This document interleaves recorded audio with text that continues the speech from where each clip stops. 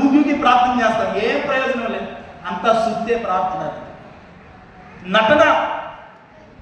నిజమైన ప్రార్థన ఏంటో తెలుసు, ఎక్కడి నుండి వస్తుందో తెలుసా? హృదయాంతర లోతుల్లో బద్దలు కొట్టుకుంటూ నా ప్రభు నా కోసం మరణించాడనే ప్రార్థన రావాలి హృదయంలో నుండి.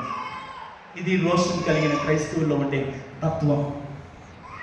ఇది రోషం కలిగి క్రీస్తు కోసం బ్రతికేవాడి జీవితంలో రక్తము ఎలా ఉడికెత్తుతుందో తెలుసా? ప్రభు కోసం బ్రతికితే క్రీస్తు కోసం బ్రతకాల, చావైతే లాభం అనే బ్రతుకుంటారు. నా ప్రియ దైవసేనంగా, మా దేవుని బిడ్డలారా, నేను ఈ 7 మాటలు ముగించే ముందు, ఆయన మరణాన్ని సృష్టి తట్టుకోలేకపోయింది. ఆయన మరణాన్ని ప్రజలు చూసి అయ్యో ఈయన దైవ కుమారుడు అనుకున్నాడు. ఎప్పుడో తెలుసా? ఆయన మరణించిన తర్వాత అనుకున్నారు. సూర్యుడు నల్లగైపోయాడు, అదృశ్యమైపోయాడు, కనపడలే. దేవాలయం తెర చినిగిపోయింది, భూకంపం కలిగింది, ప్రజలందరూ అల్లాహ్